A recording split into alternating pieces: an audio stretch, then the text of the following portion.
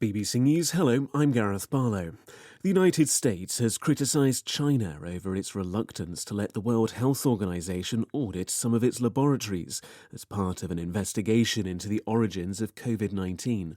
The White House described Beijing's stance as irresponsible and dangerous. David Willis reports.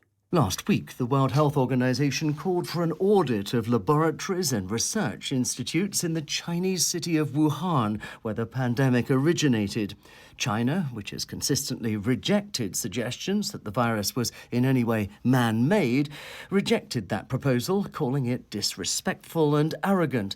But the US, which has seen more deaths from the coronavirus than any other country, is pushing for answers.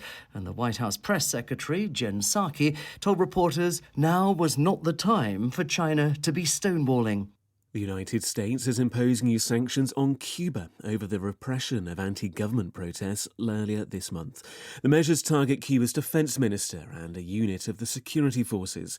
The State Department spokesman, Ned Price, said the US would take further measures to hold the Cuban government responsible for violating human rights. This, I do not expect, will be the sum total of our actions. We're going to continue to review what more we can do, not only to support the Cuban people, but also, importantly, to hold to account those who would be so brazen in their efforts and attempts to violate the human rights of the Cuban people.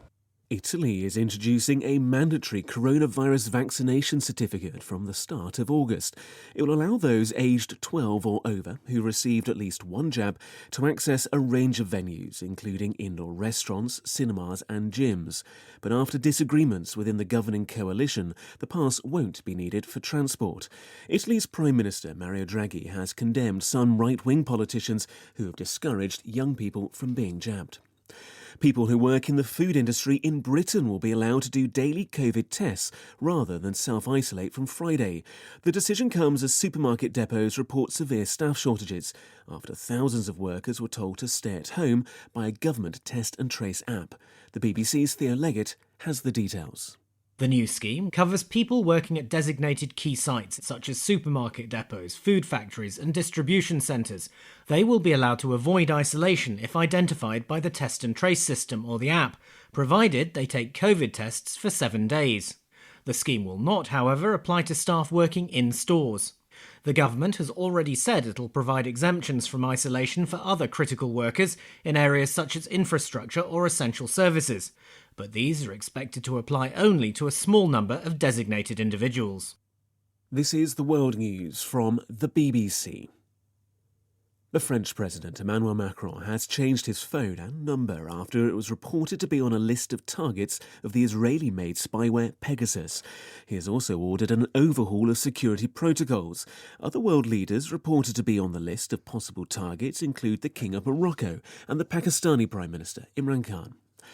Supporters of the assassinated Haitian President Jovenel Moïse have been protesting in his hometown of Cape Haitian ahead of his funeral. He's due to be buried on Friday under heavy security. Candace Piet reports. In the days leading up to the funeral, Jovenel Moïse's supporters in Cap Haïtien had made their voices heard. In traditional Haitian fashion, they set fire to barricades of tyres, blaming the police for not protecting their president. Many questions remain unanswered over who was responsible for the murder. So far, more than 20 people have been arrested, mostly Colombian mercenaries, but the leader of the plot remains unknown. Jovenel Moïse's funeral will take place at his family's residence outside the city. His wife, who survived the attack, will attend with her 3 children. Scientists have published the most comprehensive database so far of the proteins that form the building blocks of human life. It's being hailed as a breakthrough comparable to deciphering the human genome and could revolutionise research in many disciplines. Scientists in Europe used artificial intelligence to map 58% of the human proteome. And a man who was stalked and attacked by a grizzly bear in the US state of Alaska for an entire week is recovering from his injuries after being rescued by the Coast Guard. He was alone in a remote mining camp when the bear first attacked. He escaped but then had to fend off the animal as it returned to his shack every night. He's suffering from a leg injury and bruised torso. His SOS sign was spotted during a routine helicopter flight over the Alaskan west coast.